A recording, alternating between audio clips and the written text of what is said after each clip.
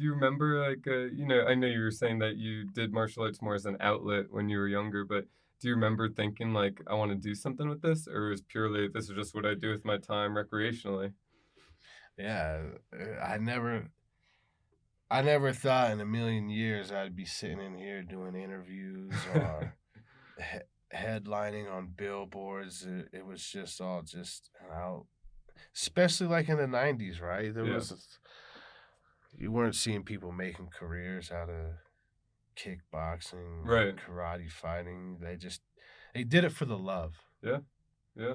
And I think that's where a lot of people fail. It's like they start doing it for the wrong reasons. You gotta have love for the game and in the sport itself. And I feel like I embody a martial artist. This is what I'll do for the rest of my life for sure. Think so? It's been a lot. It's been a lifetime of achievements. Yeah. So it's all I know. Right. I Right. don't know. I don't know anything else. This is all I know. I've invested everything I've gotten into martial arts.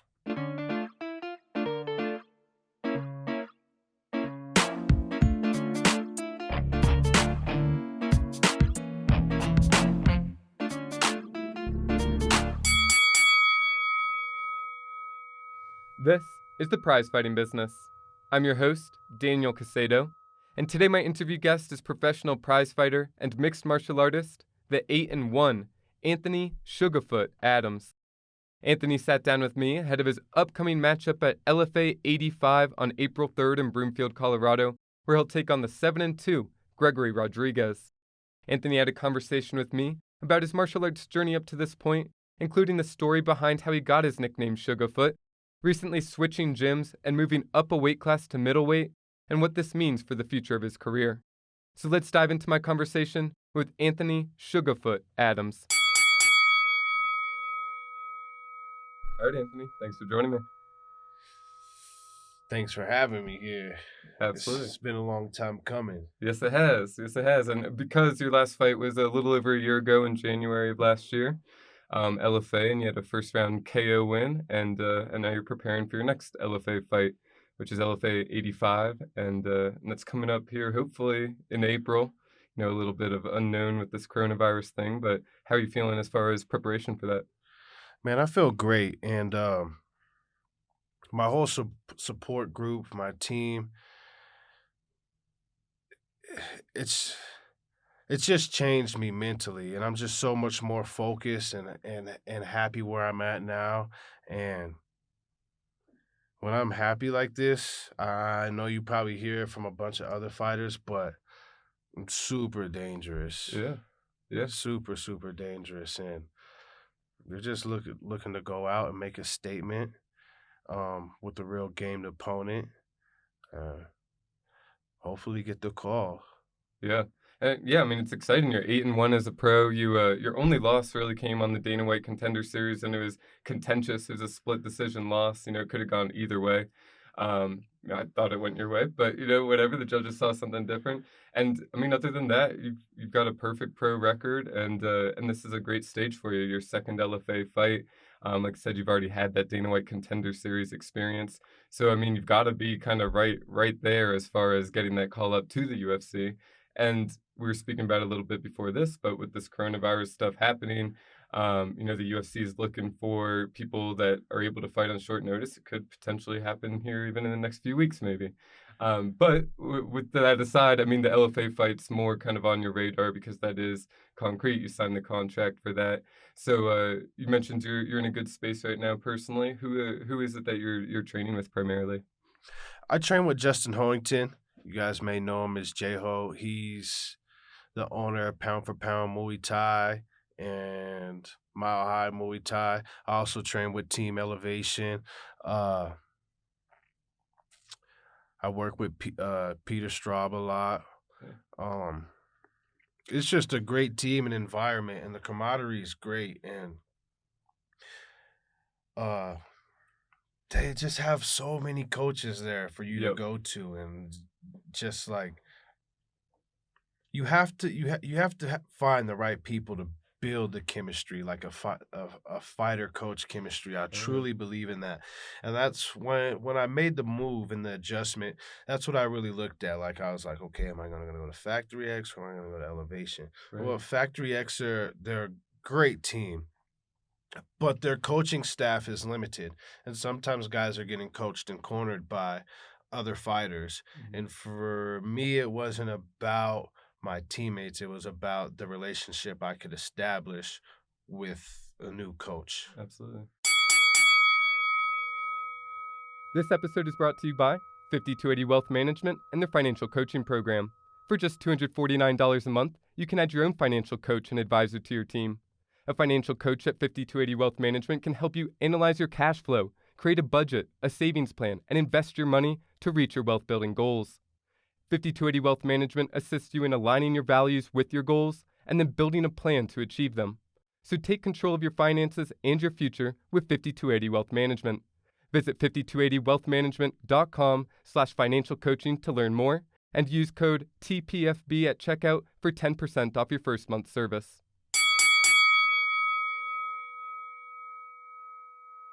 I mean, it's a somewhat of a selfish sport when it comes down to it in the regard that you're the one that's in the cage that's taking care of business, you know? So you do need that chemistry built with your coaches and your team helps you get there, but the people that are actually getting the job done are you in the cage and your coach in your corner. So I mean, I agree. I think that chemistry with your coach is definitely a big thing and obviously puts you in a better mental state to be able to handle your business. Absolutely, 100%. So how did you kind of come in contact with Justin? Did you already know him previously? Yeah, I did know Justin previously. Um, so I grew up majority of my life in Cheyenne, Wyoming, and Justin had lived out there for a while. Oh, And he trained with some of the guys that I grew up kickboxing with, the Johnsons, JMP.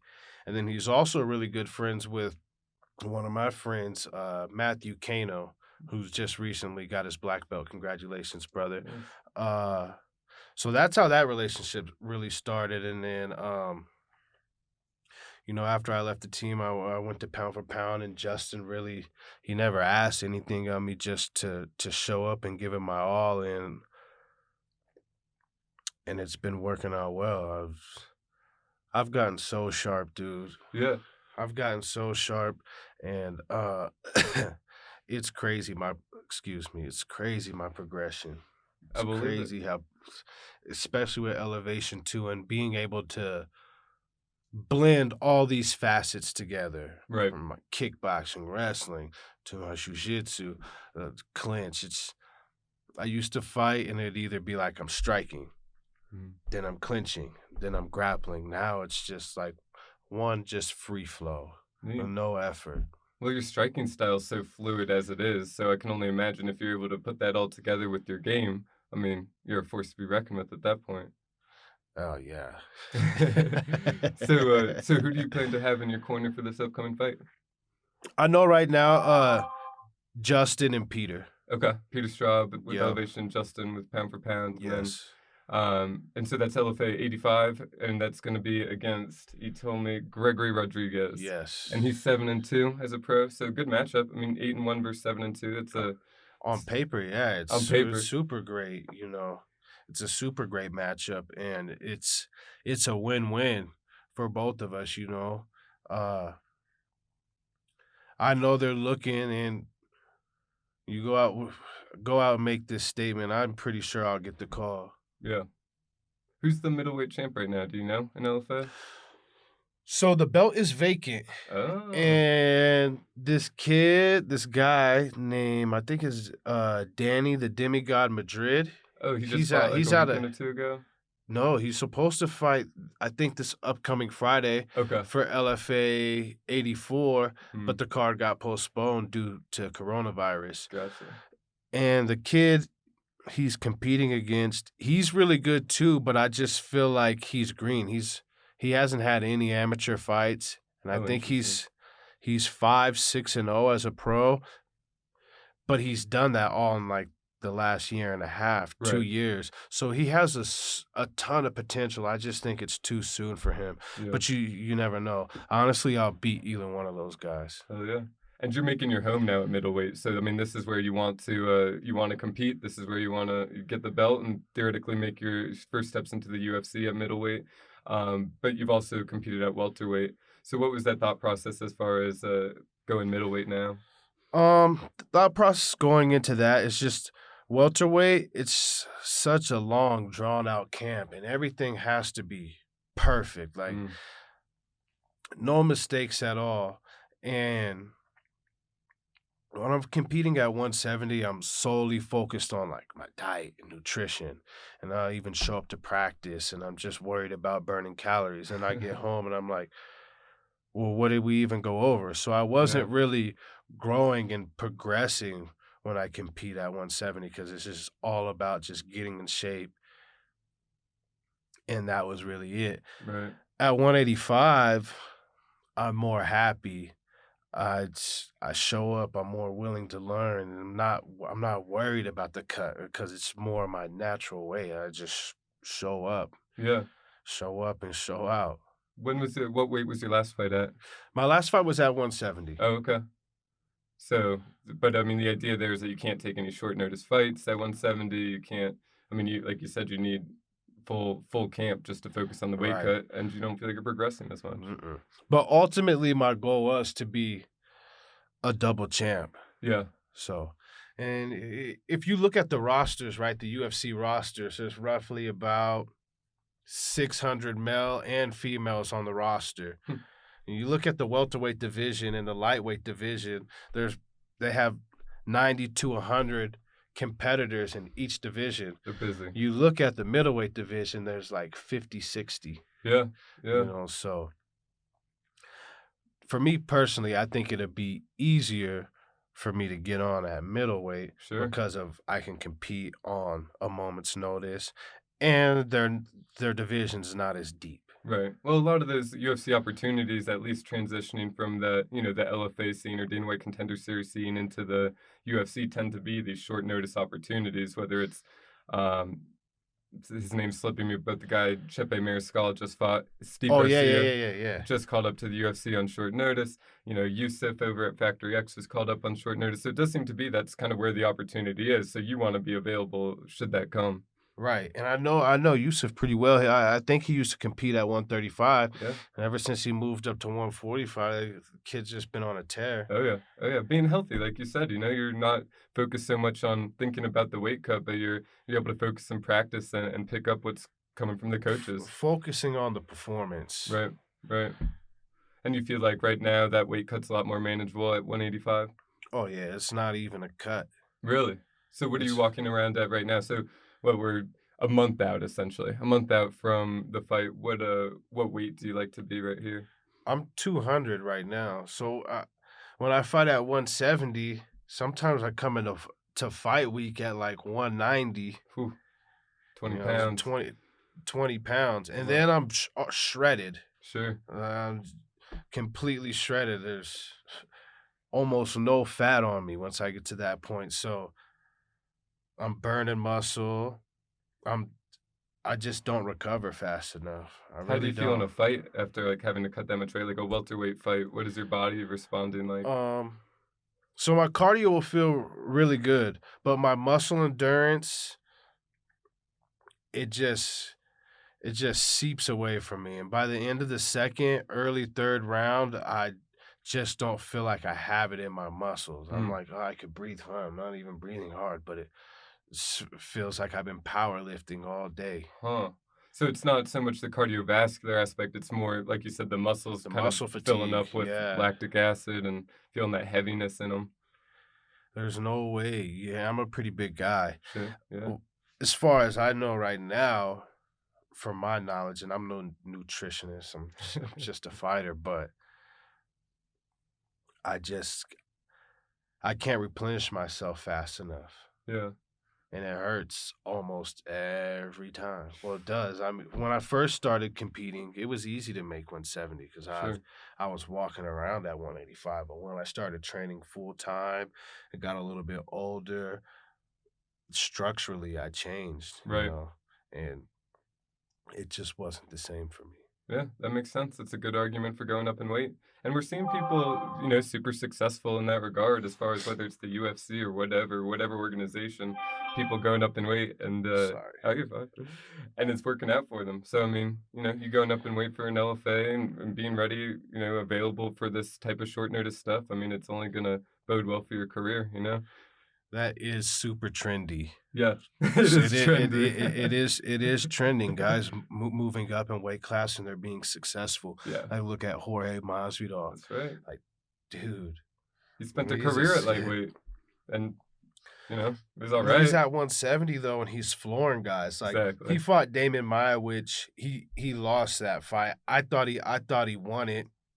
He fought Darren Till, who's a beast of a man, Knocked him and out. floored him. Yep. Or even Anthony Pettis. Yes. Yeah. Going up to Who's Wonderboy. I mean, Wonderboy was significantly bigger than him, was still able to knock him out. Yeah. I think Wonder Boy might be the next guy to go up to Right? 85. Yeah, he's a big guy too. So so this move up to 85, I mean, it's your first fight on the LFA platform. You've only had one fight before, so this is your first fight middleweight with LFA. Again, like you said, kind of positioning yourself for this UFC ability or availability where the weight class is a little thin up there.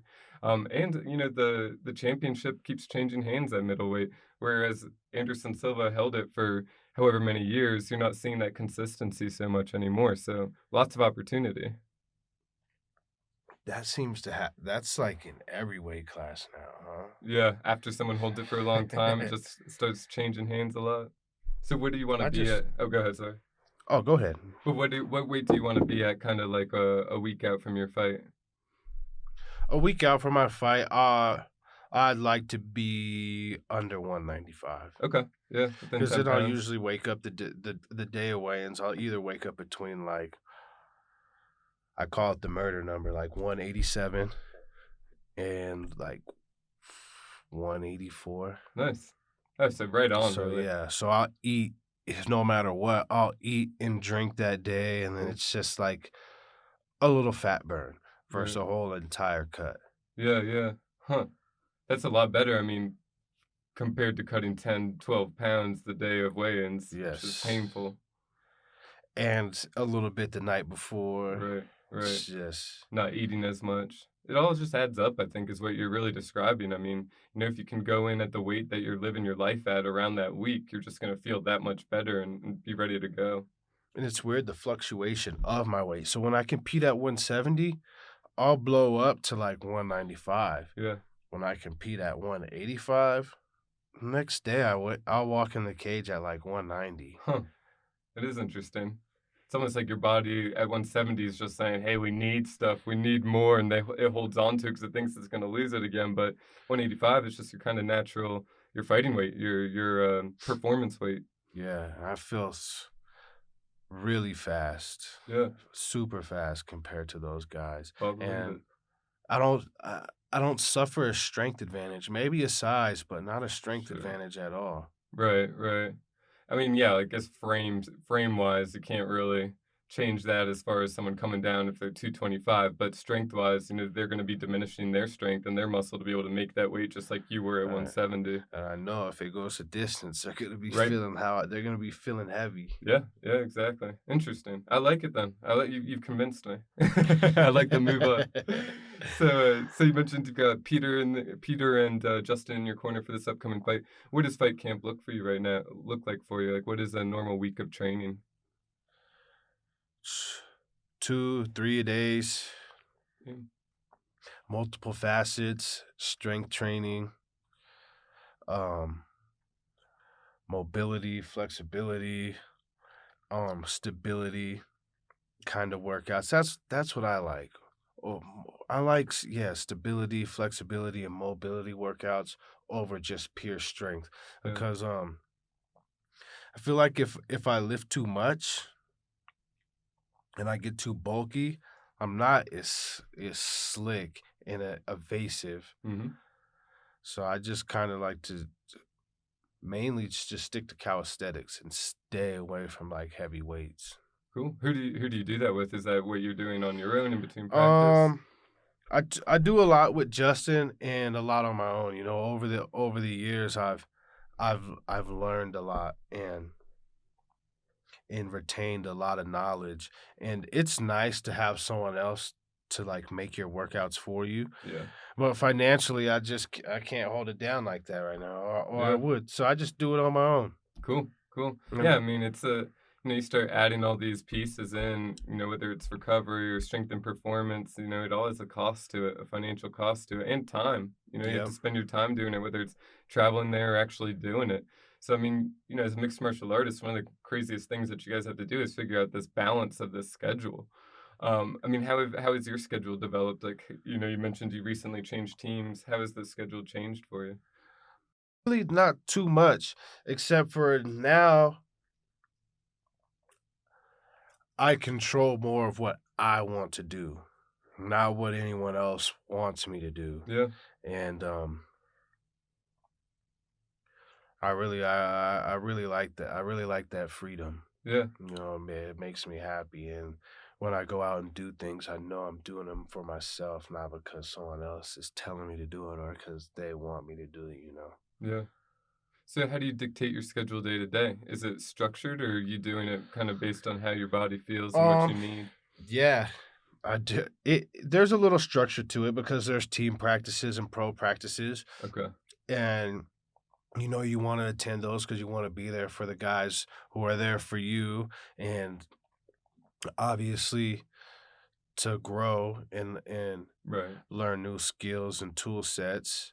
Uh, but it's more like the strength and conditioning aspect. I do that on my own, so there's no real schedule to that. So like I could work, train, go work out. It's pretty much where I get it in.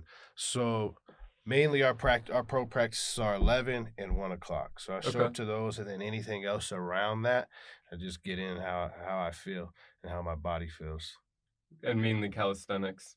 Yes. Do you do any road work or do you get the cardio in like the classes? Um, I stopped running because it's kinda hard on my knees and Yeah. lower back now, but I love the cross trainer, the rower, the bike, Sure, sure. ellipticals. So I st cardio, just not road work. Yes. Road work, I'll do it. I used to run probably like 20-25 miles a week, Oh wow. and now I might run like 10 miles a month. Well, it's definitely wear and tear, like you said, on your knees and lower back. And then, maybe that's one thing if you're just a runner, but then going and training a combat sport on top of that Right. really can create And injuries. see, at 170, I had to. It was Sure, mandatory, yeah. and I had to run in plastics, Ooh. sauna suits. Like it was mandatory. Yeah, that can make you not like running pretty quick too. I like to run. It just hurts now, and Sure. I'll get through the runs fine, but like the next couple days after, I don't recover the same. Ah, I see. I see. Which goes to I switched my diet. I'm like veg. Yeah, yeah. So mainly fish. Yep. Cool. When did you do that? I switched back in October. Okay. So it's been a minute now, 6 months or so. And my recovery time is way faster, right? Really? So if I kick somebody's elbow and my foot swells up, Right. normally it would take like 3-4 weeks for it to feel okay. Now, 3, 4, maybe 5 days, and the Hmm. swelling and inflammation is gone. You think it's just those healthy fats and fish oil and stuff? Yeah, that plant-based diets are good. Hmm. And I don't know the science behind all of it, but I know what you put into yourself is what you'll get out. So That's fair enough. Do you cook for yourself? I do Cool. So you're mainly. controlling that all the what goes inside you essentially. Yes. Neat, neat. So how did you like that come about? How did you realize that this pescatarian vegetable-based diet could potentially be good for you? Just when I started realizing, like, I'm like, dude, I'm not recovering. So I started looking into it, and actually, like a lot of different meats, they promote inflammation and Sure. they clog your arteries and they slow down the blood flow. And that's what it really boiled down to for me. And like I said, I don't know too much of the science, but I just know I feel a lot better now. Right. Well, that's what it comes down to. How you feel and how you perform is really what's gonna drive your decision making on an individual basis. Absolutely. And it's good. I mean, it's good that you're listening to your body and making these changes, and if it's paying off, that's what truly matters. So that's great. Bingo. And everybody's different. Yeah, Everybody's absolutely. different. I'm not saying excuse me, that is coronavirus.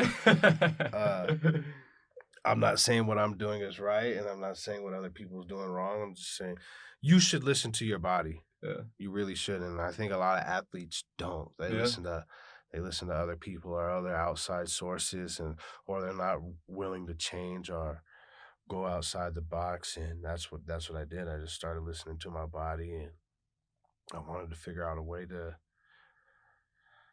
to really just perform better and recover better, because that's what you do. You break yourself down, then you have to recover, and you don't have that much time to recover, right. during a week's worth of training. You might have 1 day off. Yeah, yeah, And yeah. then in that 1 day you're still doing like an active recovery Right. thing. It's not a full just sit on the couch and watch TV type recovery. Right.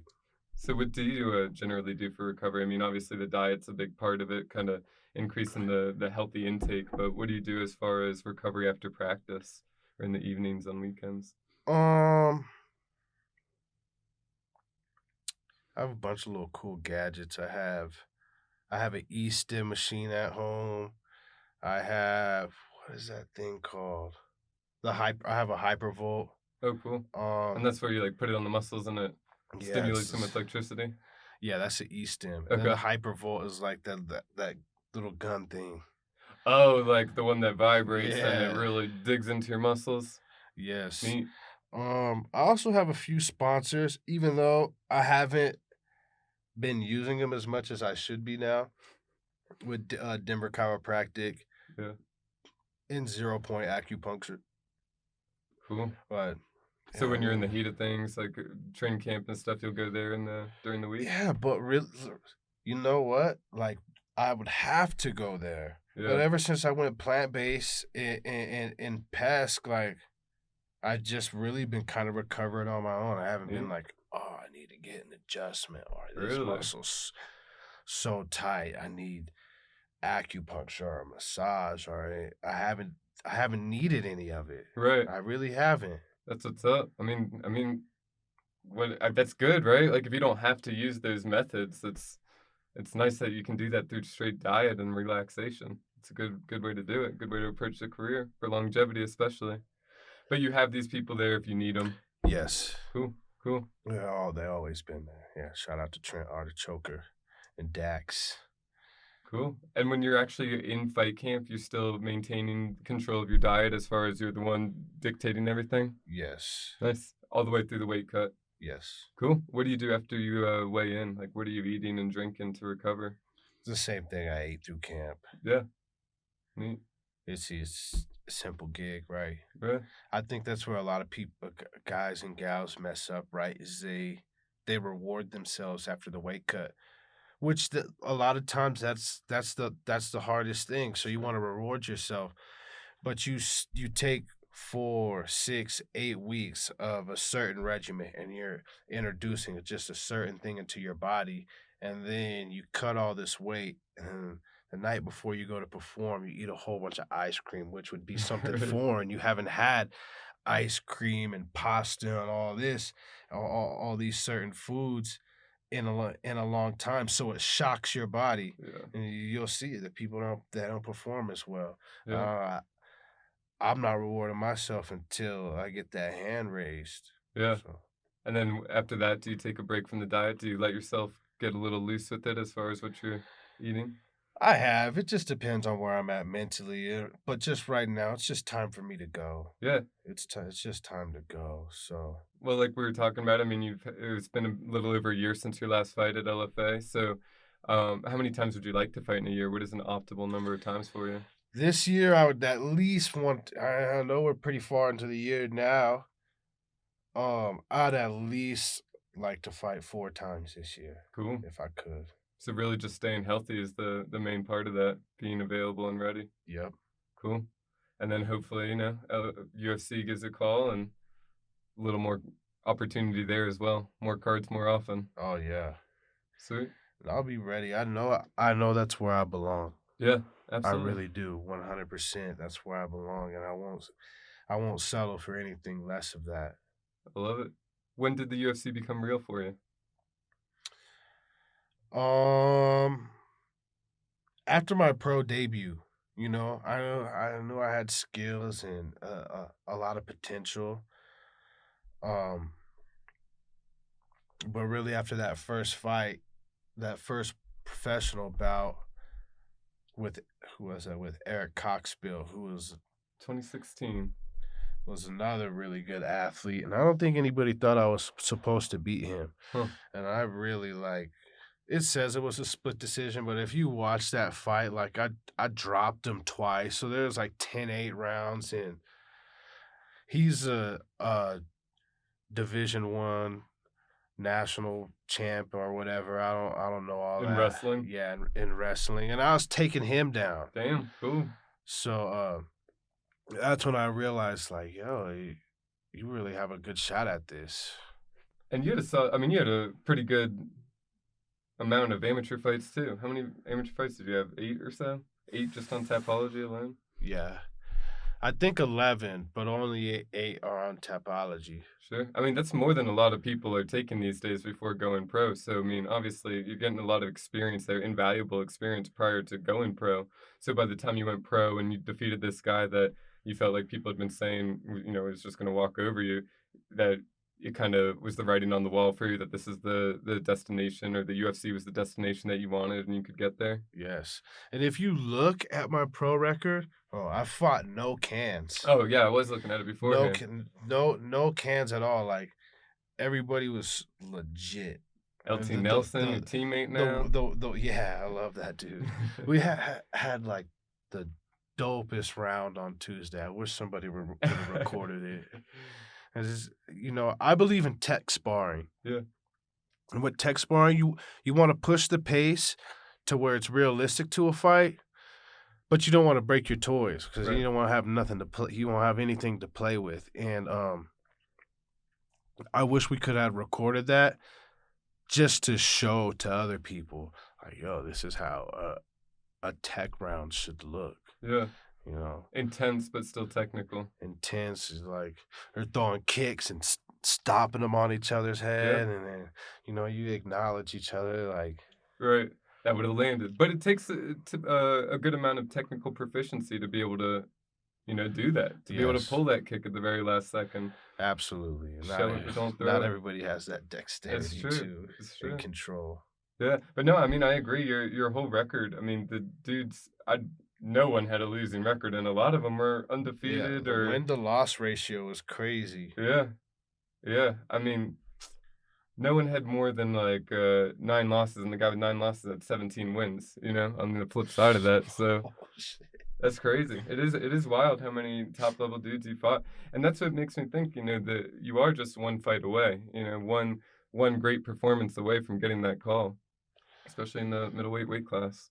Yeah, I agree with you 100%. And like I said, most people with the 8-1 or like 10-0 record that are in my position, you'll see they fought tomato Oh cans. yeah. And then they get to the UFC and they only have one or two fights in the UFC and they get Yep. cut because now everybody's tough. Yep. They never really tested themselves. And you get there and like, oh yeah, I got to the UFC.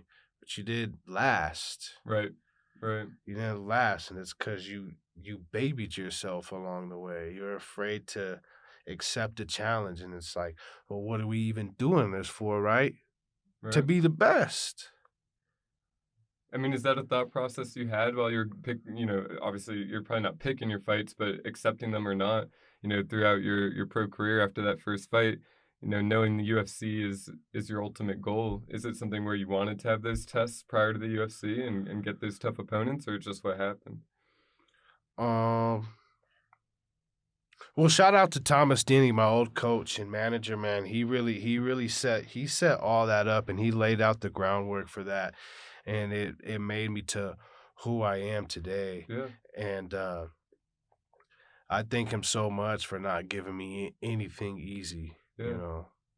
There's nothing worth having is easy to get. right, So I like it the harder way, so cool. it's cool.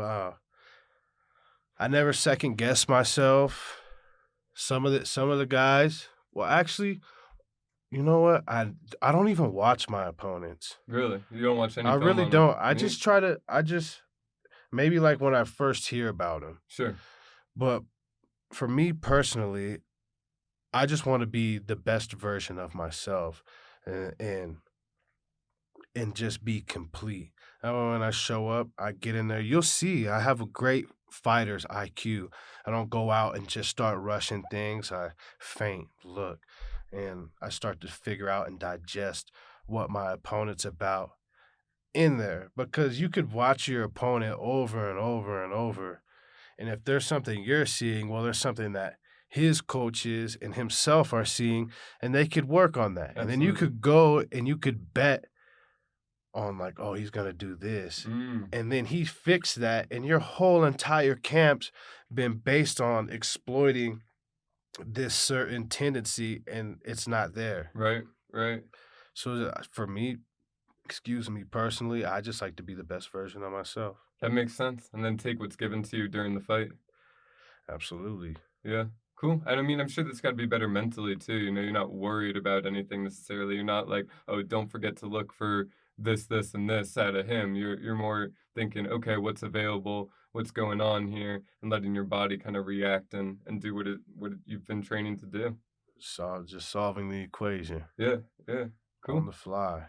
So you mentioned you're from that you spent a lot of time in Wyoming training before Denver as well. So kind of take me back. What was the beginning of your martial arts journey or career? When did you first start in a martial arts gym? I first started. All right, let's break it down. So I was out playing. There's this kid. He's the only white boy in the neighborhood. His name was Michael, and he was in karate. And we were just, and he was a couple years older than me. We were playing around, and he hit me with this spinning back kick. I'll never forget it. I was only like 7 or 8 years old. Knocked the wind out of me. I thought I was gonna die, but he had seen it before because obviously he's doing karate, Yeah. and he calmed me down and stuff. And then once I got home, I had told my father, I'm like, I want to do karate. Well, they put me in taekwondo, and then I got into kempo karate. Then later on, I got into American kickboxing with J&P, and I was all before I was 18. Oh, Well, after nice. my mother passed away, I just kind of stopped doing martial arts. I was a knucklehead. Fast forward a few years, I was working in a concrete tie plant with another guy named Craig Lysing, and he had he had recognized me from like youth days and stuff. But him and his father, they own AMAS in Cheyenne, Wyoming, and he was like, "I bet you'd be a natural." In my head, I'm like, "Yo, I was a pretty good kickboxer," but I didn't say that. And I'm like, "A natural at what?" He's like, "Jiu-jitsu." I'm like, "Jiu-jitsu," and he's like, sambo, wrestling, submission grappling. And I was like, "Okay." He's like, "Just come try it out." And I went and tried that out, and ever since that day, I never turned back. Though it was just an that was just an outlet for me because I was Right. living in Cheyenne. There's really nothing to do, so I never thought I was going to be a pro and Yeah. get to where I'm at now. And then Matt Kano, who I'd known for a long time, he and Bob, I forgot Bob's last name. They had a Brazilian Jiu Jitsu academy out there, so I started going there. And then there's another striking Brazilian Jiu Jitsu academy in Cheyenne called Black Dragon with Matt Manzanares and Professor Master Jerry. And I started going there. And then those guys started bringing me out here. So where did they first take me? They took me to the farm in Greeley Hmm. with Danny Richardson, man. I love that guy. So going out there, and then we started coming down to Team Wildman and sparring on the weekends. So then I met Thomas, and the first time he seen me spar, he was like, "Oh, I could turn you to a world champ." And I'm like, this guy?" And he wasn't wrong, Yeah. you know? He really wasn't wrong, and now I'm here today. Wow. So that was your first kinda taste of it? How old were you at the time? When I started MMA, Yeah. 25. Okay. So relatively later, but you had this foundation set from when Yeah. you were a kid. I mean, I talk about with people all the time that your body moves a different way when you're doing martial arts at that young of an age. You're a little smoother with those Yeah, kicks. all those point sparring and Yeah, karate yeah. matches is just super good with timing, range, and distance, Right. and the flexibility and dexterity. Yeah, yeah, and I mean, your nickname, how did that come about? So that was with Team Wild, man. One day I was sparring in the cage. There was a couple guys I sparred because it was a controlled sparring, and all the rounds were focused rounds. So it wasn't a whole bunch of guys sparring in this match, that match. They were isolated. So one person would do their Shark Tank rounds in the cage, and then the next person would do it. Okay. And it took a while. And anyway, I was in there, I was doing my thing, and one of my teammates, Alan Washington, he was like, "SugaFoot," and he was saying some other things. "Oh, look at you, sweet on those feet, boy." And then Thomas started chanting it, and then it just kind of stuck. Yeah, yeah, so Anthony Sugarfoot Adams. I like It it, just man. kind of just It's a kind of stuck high-level from nickname. there. Yeah, it was cool. And it wasn't self-appointed. Right, exactly. Cool, cool. So you kinda you start your journey in Philadelphia, I guess, is that where you were saying you got the spinning back kick on the playground? Um, Or when did you start karate class or taekwondo? no, I think that was in Cheyenne. Okay, so in Cheyenne. Yeah. So really, Cheyenne is kind of your formative years as far as Yep. martial arts schools, and you went across to a few before finding Thomas Denny, and then he kind of takes you under his wing and tells you he can make you a champion. That you've Yes. got the skills to become a champion. And then, I mean, you did. You became a champion within the Sparta organization twice. What I think 178 pounds and 185 pounds. One was kind of a catchweight bout, Yeah. but two-time champion, like you said, that you wanted to do in the UFC or LFA, but you've done And that. those guys were tough, and both of them were foreign. I think Talik Mashapov, Yep. he's probably one of the scariest dudes I ever fought. Yeah. And mentally, that's where I learned a lot. I learned a lot after that fight because I was in really good shape, but mentally I just wasn't there. Hmm. I never really checked in, Yeah. you know. And this is a scary opponent Right. Right. to have that kind of mental state against. So you're And just kind of like in a daze in there, or yeah, just in a daze, and I just didn't even really want to be there. yeah. I Yeah. didn't really want to be there. And you start thinking about your fans and all the tickets you sold and this, and that. And if I back out, I'm a pussy and this, that, and the third. But now I've known not to even accept a fight if you're just not there mentally. Like, Sure. And when you spoke about it before we were on camera, but this idea that if you're not there with your personal life, even if your personal life's kind of not, you don't have your ducks in a row, then it's very hard to get up for a fight and to be focused mentally and physically for a fight too. oh yeah. And that's why it's been such a long layoff, Mm, right? Uh I left my old team in management. I switched to a new team. I wanted to be able to speak the same language as my new coaches, and I had to get my personal life together. yeah, So everything's boiled down to this moment, and I really believe it's my time. cool. So you feel good right now. Everything ducks in a row, personal life, professional life. You're ready to go and looking forward to LFA. Yes. Cool, cool. I'm more than looking forward to that. Yeah.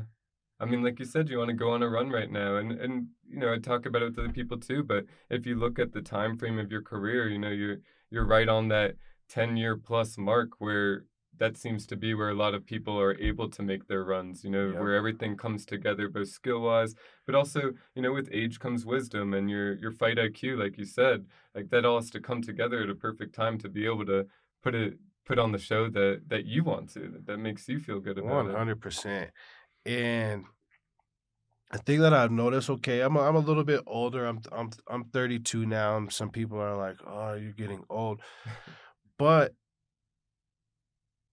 if you watch how I fight, I don't take damage. Right. And I think that's where the longevity comes in. Like, you see Floyd Mayweather, he's still in his prime and can peak because he doesn't take damage, and he trains the best way he knows. I don't know what he does. He has a lot of money, so I'm pretty sure he just spends a lot on his health, but Bernard that's Hopkins, same way. and that's why I like tech sparring. Sometimes I won't even spar. Yeah. I don't like to spar because sometimes you'll see guys, they'll have their best rounds in the gym and they go to fight and they left all their fight in the gym. So I kind of like to hold myself back a little bit, and Absolutely. just I'll get these urges like, oh, okay, I want to spar today. Yeah. Well, and you see that. I mean, you look at the Thais versus the Dutch. I mean, things are evolving over time, and people are getting a little bit more conscious about how they spar. But the Thais are, a lot less hard. They don't go to the head as much. It's a lot more technical. Meanwhile, the Dutch go pretty hard Bro, they're in the slipping each kickboxing other. practice. Yeah. And do you see Jesus. the difference in their careers? Like, the Dutch fight a lot too, but you're not seeing them rack up these 200 plus, 300 plus fight records like the Thais are. And it has to be something to do with their training, the fight style too, how the Thais take it off in the last, or the first couple rounds. And if they know who's won, maybe they take off the last round. But in general, I mean, a lot of the damage is done in the gym. But also the ties, they go pro like super young. Yeah, there's no amateur career. If they're fighting, they're getting paid for it. Yeah. Yeah. They go pro young, so that's how they get those crazy accumulate. I don't like how many fights does Sunshine have? Oh, easily over 250. Yeah, I think he has over I 300 could see that. fights. Yeah, I mean, even Petch, the Glory kickboxing champion, has Yeah. over 200 fights. And he's young. What, he's like Yeah, 22, he's 23? something ridiculous like that.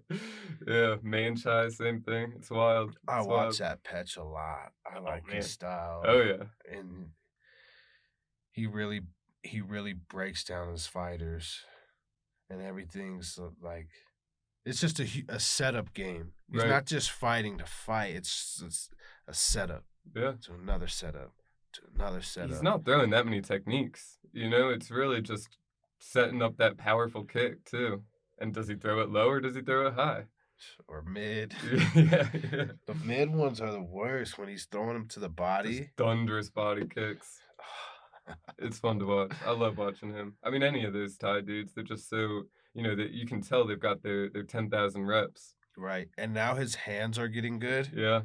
The other one too, Sittachai, his hands are kind of picking up. I think he's got Is some of the few he fights. with one? No, he's still Glory. He just lost Glory? the championship to Marat. Marat Okay. finally beat him. The like fifth fight between the two men. Marat finally got him. I think he's coming back. I'm pretty sure he's coming back. He I d- has to. Yeah, yeah.